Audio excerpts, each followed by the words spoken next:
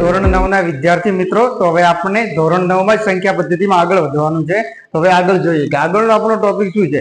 આગળનો મુદ્દો એવો છે વાસ્તવિક સંખ્યા અને દશાંશ અભિવ્યક્તિ. તો કે વાસ્તવિક સંખ્યા વિશે તમને આગળ સમજાવી દીધા છે. એક સરસ મજાનું વૃક્ષ દોરવામાં આવ્યું હતું. વૃક્ષની નીચે થડમાં શું લખ્યું છે આપણે? વાસ્તવિક સંખ્યા. ને એની ઉપર શું લખ્યું છે કે પ્રાકૃતિક સંખ્યા, પૂર્ણ સંખ્યા, પૂર્ણાંક સંખ્યા, સમય સંખ્યા અને એની બાજુમાં અસમય સંખ્યા. આ બધી સંખ્યાઓનો સમાવેશ શેમાં થાય છે? તો કે વાસ્તવિક સંખ્યાઓમાં થાય છે. તો હવે આપણને આગળનું છે વાસ્તવિક સંખ્યા અને દશાંશ અભિવ્યક્તિ. હવે આપણે જોઈ લઈએ થોડું દશાંશ અભિવ્યક્તિ વિશે. શું છે કે દશાંશ અભિવ્યક્તિ શું કહેવા માંગે છે? તો જેમ કે દશાંશ અભિવ્યક્તિ, દશાંશ અભિવ્યક્તિ એટલે શું કે જે કે પોઈન્ટ વાળા મૂલ્યો દર્શાવતું હોય. એટલે કે આપણે કહીએ કે પોઈન્ટ વાળા, કે જેમ કે કોઈ લઈએ મૂલ્ય કે આ કેટલું છે 0.3, તો આનું દશાંશ મૂલ્ય છે. તો આને હવે દર્શાવવું હોય તો કેવી રીતે દર્શાવી શકીશું? 3 કરીશું અને પોઈન્ટ પછી જેટલી પણ સંખ્યા છે શું છે, આ જે વચ્ચે પોઈન્ટ આપેલો છે, પોઈન્ટ પછી જેટલી પણ સંખ્યા છે એટલા નીચે શૂન્ય મૂકીશું 1 ની પાછળ. તો એટલા કેટલા મૂકીશું? 1 ની પાછળ એટલા શૂન્ય મૂકીશું. જેમ કે કોઈ સંખ્યા આવી હોય છે 0.35, તો હવે આને કેવી રીતે દર્શાવીશું? પહેલા જે પણ સંખ્યા આપી છે એની સંખ્યા લખી દઈશું ને એના પછી શું કરીશું? એના પછી 1 મૂકીશું. પોઈન્ટ પછી જેટલી પણ સંખ્યા આપી છે એટલા 0 મૂકી દઈશું. તો આ શું છે? પોઈન્ટ વાળી સંખ્યાને દશાંશમાં કેવી રીતે દર્શાવવી એની રીત છે. તો હવે આપણે આગળ જોવાનું છે થોડું. તો આપણે દરેક દાખલો તો પૂરો કરીશું, પણ એ દાખલાનું ક્યાંથી આવ્યો છે, કેવી રીતે ગણવાનો છે અને બધું એની રીતે અંદરથી જોઈશું. ઓકે, તો તમને બધું સમજાવીશું. પહેલા તો છે આપણે 10/7, 7/8 અને 1/7 ની દશાંશ અભિવ્યક્તિ મેળવો. તો આ પહેલા આપણને ભાગાકાર આવડવો જોઈએ. કેમ કે આ શું કરવાનું છે? આપણે 10/7 કરવાનું છે. એ માટે આપણે ભાગાકાર આવડવું જોઈએ. એ પણ ખબર હોવી જોઈએ કે શેષ કોને કહેવાય, ભાગફળ કોને કહેવાય, ભાજ્ય કોને કહેવાય અને ભાજક કોને કહેવાય. તો આટલું ખબર ના હોય તો 1 મિનિટ અહીં ધ્યાન આપો. તો પહેલા એના વિશે આપણે સમજ મેળવી લઈએ. જેમ કે કોઈ આપણે એક નાનકડો ભાગાકાર કરીએ 7/3, આવો એક નાનકડો ભાગાકાર કરીએ તો શું આવશે? અહીંયા છે 7, અહીંયા છે 3. તો શું કરવાનું? આપણે 3 નો ઘડિયો બોલવાનું. જ્યાં 7 આવે ત્યાંથી જવાનું. 7 થી જો ઊંચું, 7 થી વધારે કિંમત જાય આગળ વધવાનું નહીં. 3 × 3, 3 × 6, 3 × 9. તો 3 × 9 એ શું થાય છે? 7 કરતા વધી જાય છે. તો શું કરીશું? 3 × 6. પછી અહીં કરવાની છે બાદબાકી. 7 માંથી 6 જાય તો કેટલા વધે મિત્રો? તો કે 1 વધે. તો આ જે વધ્યું છે, હવે આને શું કહેવાય છે એ જોવાનું છે. કે 2 ને શું કહેવાય છે, 7 ને શું કહેવાય છે, 3 ને શું કહેવાય છે, 1 ને શું કહેવાય છે. હવે આને શેને શું કહેવાશે એ લખી દો પેલા. જેમ કે એકનું નામ છે ભાગફળ, એકનું નામ છે શેષ, એકનું નામ છે ભાજ્ય, બીજાનું નામ છે ભાજક. હવે આપણે જોઈએ કે શેને શું કહેવાશે. તો પહેલા તો આપણે કોઈ લઈ લઈએ, સારું સરસ મજાનું વૃક્ષ લઈ લઈએ. ઓકે, જ્યારે આપણે કોઈ વટો વૃક્ષ હોય, આ એક મોટું વૃક્ષ છે. આ શાનું વૃક્ષ છે? આની ઉપર શું આવ્યું છે? કેરીઓ આવી છે. શું આવ્યું છે? આ જે ડાળો છે, ડાળની ઉપર પછી આવી છે કેરીઓ. તો જ્યારે કેરી આવી હશે તો આ શાનું વૃક્ષ હશે મિત્રો? તો કે આંબાનું વૃક્ષ હશે. હા, કેમ કે લીમડા ઉપર કેરી ના આવે. શેના ઉપર કેરીઓ આવે? આંબા ઉપર કેરી આવે. તો જો ઉપર કેરી દોરવામાં આવી હોય તમને એટલું તો ખબર પડે ને કે શેનું વૃક્ષ હશે? તો કે આ આંબાનું વૃક્ષ હશે. તો કેરી ક્યાં આવે છે? આંબાને નીચે આવે છે, તળિયામાં, મૂળોમાં આવે? તો કે ના ના સાહેબ, કેરી તો ઉપર આવે છે. હા, તો કોઈ પણ આપણું ફળ લઈએ, કેરી લઈએ, કેરી લઈએ, જામફળ લઈએ, તો એવા બધા ફળો, પપૈયા જેવા ફળો ક્યાં આવે છે? ઉપર આવે છે. ઓકે, તો ફળ ક્યાં આવે છે? ઉપર. તો આમાં શું દર્શાવેલું છે? ભાગફળ. તો ફળ ક્યાં હશે? ઉપર હશે. તો આની બાજુમાં લખી દઈએ સૌથી ઉપર શું છે? આપણે ભાગફળ. જો આ ભાગફળ લખાઈ ગયું હોય તો આ કેટલા અક્ષરનું છે? 4 અક્ષરનું. સૌથી ઉપર ભાગફળ છે તો સૌથી નાના અક્ષરનું કેવો હશે? એકદમ નીચે હશે. આ યાદ રાખવાની શોર્ટ ટ્રીકો છે. અહીં શું આવશે? શેષ. અહીં સૌથી ઉપર શું આવશે? ભાગફળ. તો સૌથી નીચે શું આવશે મિત્રો? શેષ આવશે. અને હવે આપણે વધ્યા છે 2. એક છે ભાજ્ય અને બીજું છે ભાજક. શું છે? ભાજ્ય અને ભાજક. હવે આમાં તકલીફ થાય છે. અહીં ભાજક આવશે કે અહીં ભાજક આવશે? અહીં ભાજ્ય આવશે કે અહીં ભાજ્ય આવશે. તો સરસ મજાનું એની માટે પણ ટ્રીક છે, એ પણ જોવાની છે. એક છે ભાજ્ય, બીજું છે ભાજક. તો આમાં શું શું સમાન છે? ભાજ, ને આમાં ભાજ સમાન છે, આમાં ક છે અને આમાં ય છે. ઓકે, ક છે અને આમાં ય છે. તો આપણે જોઈએ તો કક્કો બોલીએ, ક કરવતનો ક, ખડિયાનો ખ, ગ ગણપતિનો ગ. તેમાં પહેલો અક્ષર શું આવશે મિત્રો? ક આવશે કે ય આવશે? તો કે આપણે ક આવે છે. તો આમાં પણ જોઈએ તો આ દિશામાં સૌથી પહેલા શું આવે છે? 3 આવે છે, એના પછી 7 આવે છે. તો જો ક આવતું હોય તો બંનેનું લખીએ, આનું લખીએ ભાજ અને આનું લખીએ ભાજ. ઓકે, તો પહેલા શું આવે છે આપણે? તો કક્કામાં ક આવે છે, પછી શું આવે છે? ય. તો લખી શકીએ આ શું હશે? ભાજક, આ શું હશે?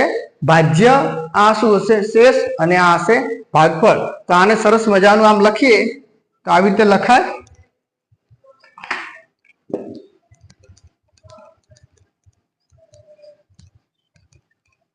તો આને આવી રીતે લખાય કે જ્યારે ભાગાકાર કરીશું તો વચ્ચે શું મળે? ઉપર સૌથી શું મળશે? તો કે આપણને ઉપર ફળો મળે. શું મળે? આંબાનું ફળ, કેરી મળે. એવા સારા સારા ફળો મળે. ને અહીં પછી સૌથી નીચે શું મળે આપણને? શેષ મળે. શું મળે મિત્રો? શેષ. અને હવે ભાજ્ય અને ભાજકમાં આપણને ભૂલાઈ જાય છે કે ભાજ્ય અહીં છે કે ભાજ્ય અહીં છે.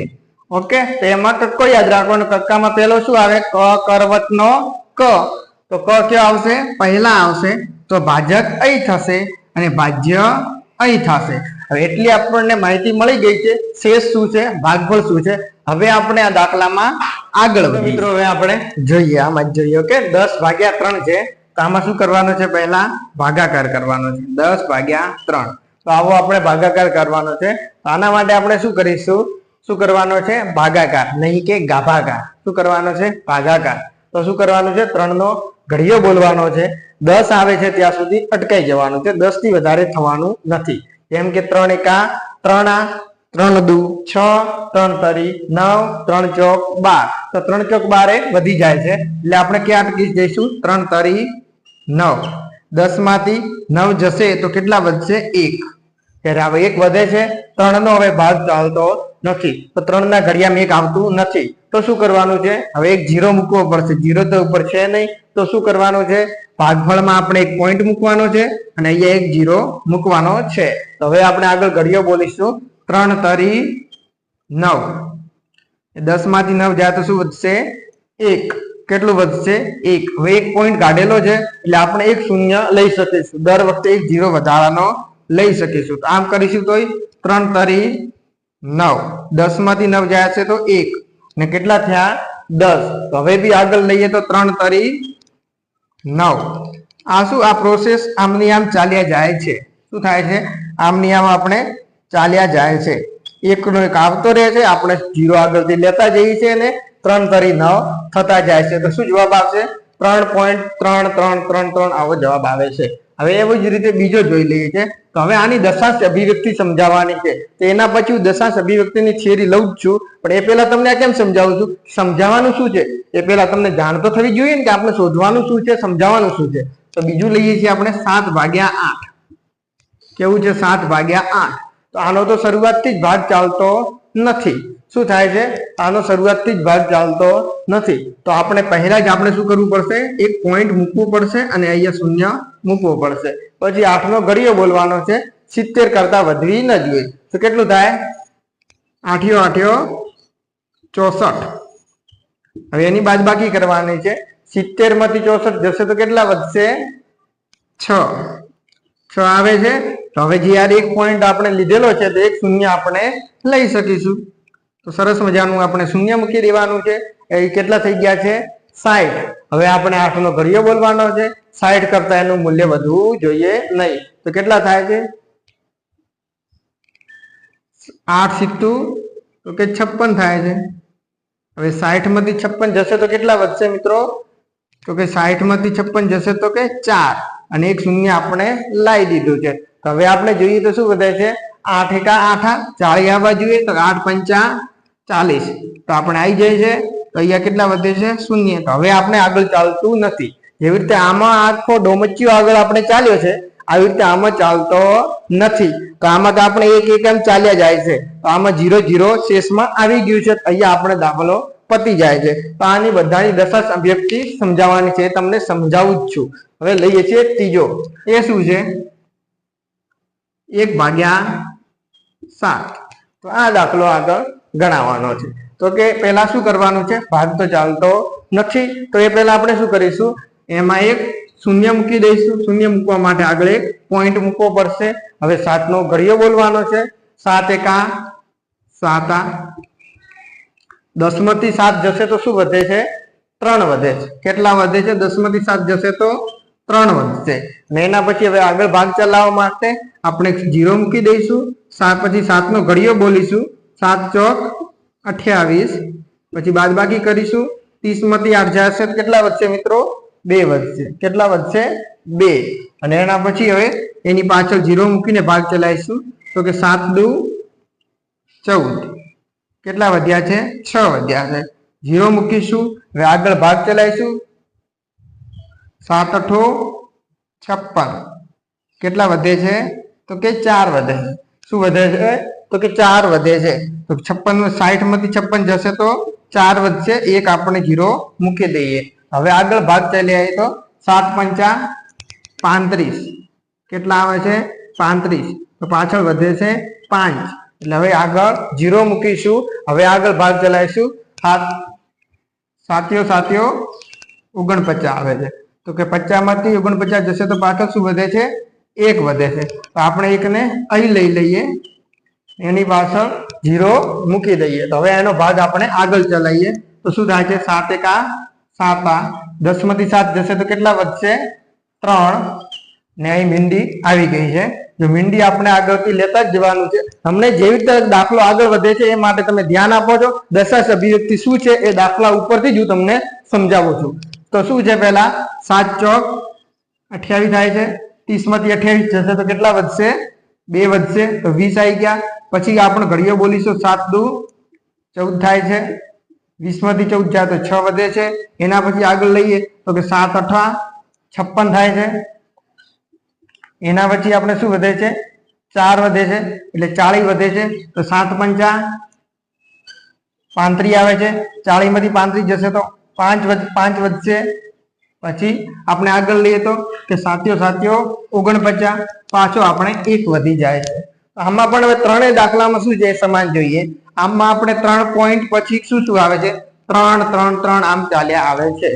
આ બીજામાં જોઈએ તો આમાં શું છે? ભાગફળ અટકી જાય છે. કેમ કે શેષ આવી જાય છે, 0 આવી જાય છે. એના પછી જોઈએ 10/7 માં શું થાય છે? 1 4 2 8 5 7 એવી આવે છે જે ભાગફળ. તેમાં ભાગફળમાં જોઈએ કઈક છે 1 4 2 8 5 7 આટલું સમાન આવે છે. એના પછી પાછું 1 4 2 8 5 7 એ સમાન આવી જાય છે. તો એ જોવાનું છે જ્યારે ભાગફળમાં પાછળનો કે સમાન આવે છે ત્યારે એમાં શું કરવાનું છે? જ્યારે આપણે આટલું લખવાના બદલે શું લખીએ છીએ? 0.3 કરી દેવાનું છે. જે સમાન અંક આવતો હોય એની ઉપર શું મૂકી દેવાનું છે? 12. આને શું કહેવાય? 12. તો આને શું વંચાય? 0.3 12 લખીએ કે 0.333 લખીએ એ સમાન થઈ જાય છે. તો હવે આમાં જોઈએ તો આવું સમાન આવે છે તો એની ઉપર શું કરી દઈશું? આટલા ઉપર 12 કરી દઈશું. તો આપણને શું સમજાય છે? તો જે 12 કરેલું છે તો એવું મૂલ્ય ચાલ્યા આવે છે. હવે દશાંશ અભિવ્યક્તિ સમજાવવાની છે. તો કે શું કહે છે? જો જ્યારે પણ એનું મૂલ્ય આવું આવે છે એટલે શું થાય છે? જ્યારે પણ શેષ 0 આવે છે, શું આવે છે? શેષ 0 આવે છે તો ત્યારે એની દશાંશ અભિવ્યક્તિ આગળ ચાલતી નથી, ભાગફળ આગળ ચાલતું નથી. તો એને શું કહીશું આપણે? શાંત થઈ ગયું છે. એ કેવું થઈ ગયું છે? શાંત થઈ ગયું છે. હવે આગળ ચાલતું નથી. તો એને કઈ અભિવ્યક્તિ કહીશું? તો કે શાંત કહીશું. કઈ કહીશું? શાંત દશાંશ અભિવ્યક્તિ. શાંત. કેમ કે આ શાંત થઈ ગયું છે, આગળ ચાલતું નથી. અને હવે આ બંને છે આમાં કેટલા સુધી ચાલે છે? તો કે આ અનંત સુધી ચાલે છે. ને આ પણ કેટલા સુધી ચાલે છે? તો આ પણ એક અનંત સુધી ચાલે છે. તો આ અનંત સુધી તો ચાલે છે. આ જોઈએ કે 3 પોઈન્ટ પછી 3 3 3 આમ ચાલ્યા કરે છે. ક્યાં અટકશે આપણને ખબર નથી. તો આમાં પણ 0.14 28 57 14 28 57 આવી રીતે ચાલ્યા આવે છે. તો હવે આમાં જોવાનું છે તો જ્યારે એક છે 7 અને બીજું છે અનંત. આ તમને ગ્રાફ સ્વરૂપે સમજાવું જ છું. એક છે 7 અને એક છે અનંત. તો અનંતમાં શું થાય છે? આવૃત થાય છે. શું થાય છે? એના પછી શું છે? 3 ના 3 ચાલ્યા આવે છે. 3 ના 3 ચાલ્યા આવે છે એટલે આપણે એને શું કહીએ છીએ? આવૃત કહીએ છીએ, પણ એનું નામ આગળ એક તો છે શાંત અને શું છે આ અનંત, એટલે અનંત સુધી ચાલ્યા આવે છે, એટલે એને શું કહીશું? અનંત આવૃત. અનંત એટલે એનો કોઈ છેડો છે નહીં, એ 3 ના 3 આમ ચાલ્યા જાય છે. એના પછી આવૃત. આવૃત એટલે શું થાય? વૃત્ત એટલે શું થાય? વર્તુળ. વૃત્ત એટલે શું થાય? વર્તુળ. અને વર્તુળ એટલે વર્તુળનો છેડો મળે છે ના, આપણે આમ જેમ જઈએ છીએ એમ એનું મૂલ્ય આમ આમ ચાલ્યું જાય છે, એનું ક્યારેય તેનો છેડો મળતો નથી. આમાં શું છે? 3.333 આમ ચાલ્યા જાય છે, એકની એક સંખ્યા. તો આમાં પણ એકના એક પથ ઉપર આપણે ચાલ્યા જઈએ છીએ, એટલે એને શું કહેવાય છે? આવૃત. અને આમાં પણ એ ચાલ્યું જાય છે, એટલે જ્યારે સંખ્યા એની એકની એક આવે છે તો એને આપણે શું કહીશું? આને કઈ દશાંશ અભિવ્યક્તિ કહીશું? જ્યારે આપણે મળી છે 3.3, એના ઉપર જે કર્યું છે આપણે 12, એ કઈ મળી છે? તો આપણે મળી છે અનંત આવૃત. કેવી મળી છે? અનંત આવૃત. આ કેવી મળી છે? જ્યારે એનું શેષ શૂન્ય આવી જાય છે તો એને કઈ કહેવાય છે? શાંત દશાંશ અભિવ્યક્તિ. અને એના પછી આપણે કેવી છે? એનું મૂલ્ય આવે છે પણ સમાન સમાન આવે છે, તો આપણે એને 12 વડે દર્શાવી છે, તો આ પણ કેવી આવશે? અનંત આવૃત. કેવી આવશે? અનંત આવૃત. આપણે એમાં જ આગળ જોઈએ કે જ્યારે દશાંશ અભિવ્યક્તિ દર્શાવવાની પૂછાયેલી છે તો ત્યારે શું કરીશું? 10/3 નું આપણે મૂલ્ય કેટલું મળે છે? 0.333 આમ ચાલ્યા જાય છે, તો એમાં શું કરીશું? 0.3 લખીશું. જેનો જે અંક પુનરાવર્તિત થાય છે, જે અંક પુનરાવર્તિત થાય છે એની ઉપર શું કરવાનું છે? 12 કરવાનો છે. એના ઉપર શું કરીશું? 12. એટલે શું થાય? 3 નો 3 ચાલ્યા આવે છે, એને શું કહીશું? અનંત આવૃત. એના પછી જ્યારે કોઈ અંક ભાગફળમાં અટકી જાય છે, હવે આગળ થતું નથી કેમ કે શેષમાં 0 મળી ગયું છે, તેને શું કહીશું? શાંત દશાંશ અભિવ્યક્તિ. એના પછી આવે છે આ પણ 14, 28, 1 નો 1 ચાલ્યા જાય છે, એને કહીશું અનંત આવૃત. હવે જ્યારે કોઈક એવું મૂલ્ય મળે છે, કેવું મૂલ્ય મળે છે? કોઈક એવું મૂલ્ય મળે છે કે એનું મૂલ્ય આગળ અટકતું નથી. શું થાય છે? એ આગળ અટકતું નથી. જેમ કે આપણે પાઈનું મૂલ્ય લઈએ ને, જયારે આપણે પાઈનું મૂલ્ય મળે છે એ કેવું મળે છે? 3.14. એના પછી અમુક સંખ્યાઓ ચાલી જ જાય છે, એ ક્યારે અટકતી નથી. કેલ્સીમાં ગણીએ તો એ અટકતી નથી, તો એને શું કહેવાશે? અનંત અનાવૃત. શું થાય છે? અનંત અનાવૃત. એ એક અલગ અલગ અંકો એની પાછળ આવે છે, એ અટકતા નથી. તો દશાંશ અભિવ્યક્તિને આપણે ટૂંકમાં અહીંયા એક ગ્રાફ સ્વરૂપે સમજી લઈએ. તો શું છે? સૌથી ઉપર જ આવે છે આપણે દશાંશ અભિવ્યક્તિ.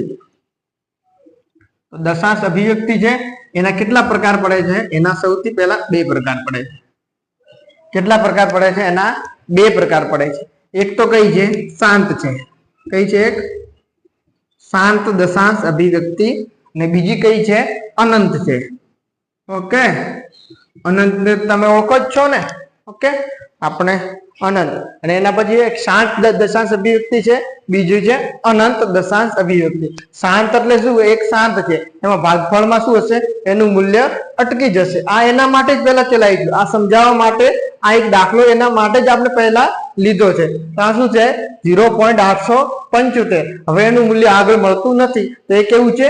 શાંત મળે છે. તો એને આપણે કેવી રીતે દર્શાવી શકીએ? 0.875 આવું છે. તો હવે આને P/Q સ્વરૂપે દર્શાવી શકાય? તો આ દર્શાવી શકાય, આપણે આગળ જોઈશું. એક છે શાંત દશાંશ અભિવ્યક્તિ, બીજી છે અનંત દશાંશ અભિવ્યક્તિ. હવે અનંતના કેટલા પ્રકાર પડે છે? 2. કેટલા પ્રકાર પડે છે અનંતના? 2. એક તો છે અનંત આવૃત, બીજું છે કેવું છે? અનંત અનાવૃત. એક છે અનંત આવૃત અને બીજું છે અનંત અનાવૃત. આવૃતમાં શું થશે? વર્તુળની જેમ. કેવું છે? આવૃત. વૃત્ત એટલે શું થાય છે? આપણે વર્તુળ થાય છે. વર્તુળની જેમ એકનો એક અંક ચાલ્યા જ જાય છે, એકનો એક આવી જ જાય છે. તો જોઈએ કયું છે? પહેલું છે અનંત આવૃત. તેમાં કેવું મળે છે? 0.3. એના ઉપર 12 કર્યો છે, એટલે શું થાય છે? 3 3 3 3 આમ ચાલ્યા જાય છે. એના પછી એક છે અનાવૃત. એ શું છે? અનાવૃત. એક છે આવૃત એટલે વર્તુળની જેમ ચાલ્યા જાય છે, બીજું છે અનાવૃત કે વર્તુળની જેમ ચાલ્યા જતું નથી. એ શું થાય છે? વર્તુળની જેમ ચાલતું નથી, પરંતુ એની રીતે અલગ અલગ આગળ મૂલ્યો આવતા જાય છે. જેમ કે આપણને આ મળ્યા 0.14, 0.14, 28, 22, 23, 56, 24 એવા અલગ અલગ જયારે મૂલ્યો મળે છે, એકનું એક મૂલ્ય સેમ આવતું નથી અથવા એ પુનરાવર્તિત થતું નથી, તો એને કેવું કહીશું? અનંત અનાવૃત દશાંશ અભિવ્યક્તિ. તો જ્યારે હવે આપણે જોઈએ તો આમાં સમય કઈ છે અને અસમય કઈ છે એ પણ સાથે સાથે જોઈ લઈએ. તો પહેલું તો આપણે જોઈએ શાંત દશાંશ અભિવ્યક્તિ. તો શું આને અંશ ભાગ્યા છેદ સ્વરૂપે આપણે દર્શાવી શકીએ છીએ? તો પેલા લખીએ 0.875. તો આને દશાંશ સ્વરૂપે લખવું હોય તો કેવી રીતે લખશું? 875 ભાગ્યા, હવે કેટલા લખશું? પોઈન્ટ પછી જેટલા પણ અંકો છે એટલા નીચે એક ની પાછળ 0 મૂકી દેવાના. પોઈન્ટ પછી કેટલા અંકો છે? 3 અંકો છે, તો એક ની પાછળ કેટલા 0 આવશે? 3 0 આવશે. હવે બીજું જોઈ લઈએ. આમાં શું છે? 0.3 3 3 3 આમ આગળ વધે છે, તો આને પણ દશાંશ સ્વરૂપે દર્શાવવાનું જ છે. આપણે આગળના દાખલામાં જોઈ લઈએ કે જ્યારે 12 ઉપર હોય તો એને દશાંશ સ્વરૂપે કેવી રીતે દર્શાવે એ આપણે જોઈએ જ છે. આને P/Q સ્વરૂપે દર્શાવી શકાય છે. ને આ ત્રીજું લઈએ તો આને P/Q સ્વરૂપે દર્શાવી શકાશે નહીં, કેમ કે આપણે આગળ જ ભણી ગયા છે. જ્યારે કોઈ પાઈનું મૂલ્ય આવતું 3.14 એના પછી જે આગળ આવે છે એ આપણને આગળ અટકતું નથી. તો એને કેટલું કહેવાય છે? એને શું કહેવાય છે? અસમય સંખ્યા પાઈને કહેવાય છે. તો અનાવૃત પણ કેવી હશે? અસમય. અનાવૃત કેવી થાય છે? અસમય. આવૃત કેવી થાય છે? સમય. અને શાંત કેવી થાય છે? સમય. તો ટૂંકમાં તમને શું સમજાવવાનું છે આજે? જે સમજાવ્યું છે દશાંશ અભિવ્યક્તિ વિશે સમજાવ્યું છે. એનો પહેલા દાખલો ગણાયો છે કે શેના મૂલ્ય મળશે, કયા મૂલ્ય ઉપરથી આપણે શું લખવાનું છે. તો ભાગફળો કઈક આવવા મળે છે, એના પરથી એક આવશે શાંત દશાંશ અભિવ્યક્તિ, બીજી આવશે અનંત દશાંશ અભિવ્યક્તિ. હવે શાંતનો તો આપણે એક શાંત જ છે તો આપણે ત્યાં અટકી જાય છે, એનું ભાગફળ આગળ વધતું જ નથી, કારણ કે આપણે શેષમાં કેટલા આવી જાય છે? 0 આવી જાય છે, 0 આવી જાય છે. હવે જોઈએ અનંત દશાંશ અભિવ્યક્તિ. એના બે પ્રકાર પડે છે, એક છે આવૃત અને બીજું છે અનાવૃત. આવૃત એટલે શું થાય છે? વૃત્ત એટલે વર્તુળ, અને એ વર્તુળની જેમ આગળ ફર્યા કરે છે, એટલે એને શું કહે છે? આપણે P/Q સ્વરૂપે એને આપણે દર્શાવી શકીશું. જ્યારે અનાવૃતને P/Q સ્વરૂપે દર્શાવી શકતા નથી, એટલે આને કહેવાય છે સમય, આને કહેવાય છે અસમય. ઓકે, હવે ચલો આપણે આગળ જોઈએ. 6 તો એ શું કહેવા માંગે છે? સાબિત કરો. શું કરવાનું છે? સાબિત કરો કે 3.142678 કેવું આપ્યું છે?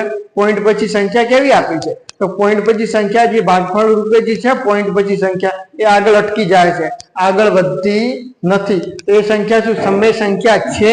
હા કે સમય સંખ્યા છે કે નહીં? આ કઈ અભિવ્યક્તિ આપી એ ઓળખવાની છે. એના પછી P પૂર્ણાંક હોય અને Q શૂન્યેતર પૂર્ણાંક હોય તે પ્રમાણે 3.142678 ને P/Q સ્વરૂપે દર્શાવો. તો આને આપણે કેવી રીતે દર્શાવીશું એ જોવાનું છે. ઓકે, તો પહેલા જોઈ લઈએ કે જ્યારે પણ આવું આપેલું હોય, શું આપેલું હોય? 3.142678 એના પછી કોઈ આગળ સંખ્યાઓ આપેલી નથી, અનંત સુધી કોઈ આપેલી નથી, એટલે એ અનંત સંખ્યા કહેવાશે નહીં અને આવૃત થતી નથી. તો આને પહેલી તો કઈ કહીશું? શાંત. કેવી કહીશું? શાંત દશાંશ અભિવ્યક્તિ. કેવી કહીશું? શાંત દશાંશ અભિવ્યક્તિ. તો હવે આપણે એ જ આગળ જોઈ લઈએ કે આને P/Q સ્વરૂપે દર્શાવવાનું છે. શું કરવાનું છે? P/Q સ્વરૂપે દર્શાવવાનું છે. તો એ આપણે કેવી રીતે લખીશું? 3.142678. તો જ્યારે આવી સંખ્યા હોય તો આમાં આપણે શું કરવાનું આગળ શીખ્યું છે? તો કે પોઈન્ટ પછી શું કરવાનું છે?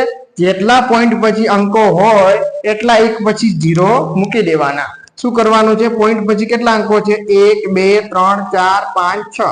તો કેટલા 0 મૂકી દેવાના થાય છે? 6.